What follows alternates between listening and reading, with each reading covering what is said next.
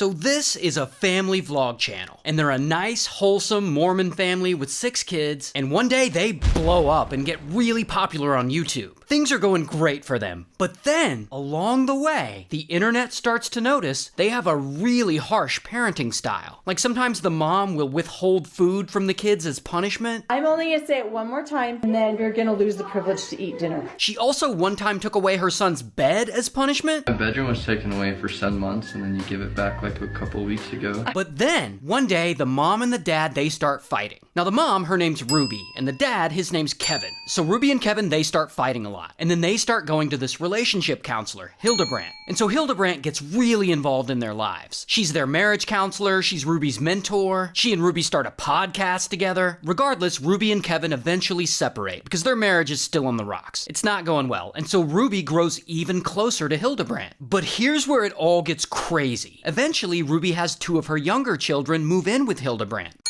for full-time therapy treatment. I guess it's to teach them to be more obedient kids or something. And so then Ruby and Hildebrandt create a concentration camp type setting for these 2 kids. So the kids, we'll call him 11 because he's 11, and we'll call her 9 because she's 9. And Ruby and Hildebrandt tell 11 and 9 all kinds of stuff. That they're both evil, that they're both possessed, that when they step out of line, they need to be punished, either by being denied food or being tied up and beaten. Like as a punishment, they'll make them do physical labor out in the hot summer sun without socks and shoes on. They hold their heads underwater as a punishment. They make them jump into a cactus as a punishment, and all kinds of awful stuff that I won't get into. And while they're doing all this, Ruby and Hildebrandt also run this organization on the side. An organization that gives parenting advice.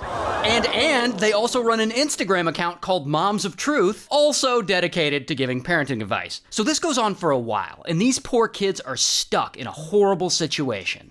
Until one night, it's late and it's quiet out, and the neighbor living next door to Hildebrandt, he gets a knock on his door, and neighbor answers it, and it's 11. And 11 has duct tape on his hands and feet where he had been tied up. He also has open wounds, and he's severely malnourished. Moments before, 11 had been at the Hildebrandt house, tied up with duct tape as a punishment for something he did. And while his mom, Ruby, and Hildebrandt were in the next room not paying attention, 11 unbinds his hands and his ankles, and he sneaks up and he climbs out a window. And then he hits the ground, and then he runs as fast as he can, and he runs over to the neighbor's house. And that is when he knocks on the neighbor's door, and he asks the neighbor for help and for food and water. So the neighbor sees this kid, and he immediately calls the police. He said a 12-year-old male showed up with tape around his legs Thursday asking for help, said he was afraid, asking for police. And pretty quickly, the police show up to Hildebrandt's house, where they find 9 there. 9 is also malnourished and looking sick. So boom, they arrest both Ruby and Hildebrandt. So here's Ruby's mugshot, and here's Hildebrandt's mugshot.